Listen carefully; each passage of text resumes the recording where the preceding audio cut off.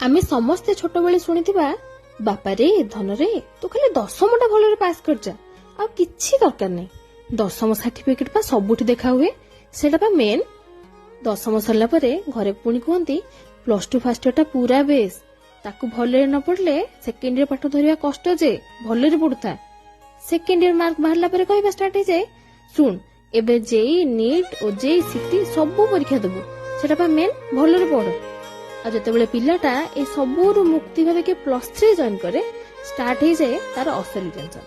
ପ୍ରଥମେ ତ 75 ଆଟେଣ୍ଡାନ୍ସ ପାଇଁ କଲେଜ ଦୌଡ଼, ତାପରେ ପୁଣି ଭାତ ଚିକେନ ଟିକେ ଖାଇବାକୁ ସବୁ ଫଙ୍କସନରେ 300 ଟଙ୍କା ଚାନ୍ଦା। ଆଉ କଲେଜ ବାଲା କଣ କମ୍, 6 ମାସରେ ଗୋଟେ ସେମିଷ୍ଟର ବଦଳରେ ନିଜ ମେଣ୍ଟେନାନ୍ସ ପାଇଁ 5 ମାସକୁ 2ଟା ସେମିଷ୍ଟର କରିବା ତାଙ୍କ ପୁରୁଣା ଅଭ୍ୟାସ। ତାପରେ ପୁଣି ସେମିଷ୍ଟର ରେଜଲ୍ଟ ଶୁଣି ଘରେ କୁହନ୍ତି, ହଁ ତାଙ୍କ ପୁଅ ଏତେ ରଖିଛି, ଆଉ ତୋ ମାର୍କ କାଇଁ?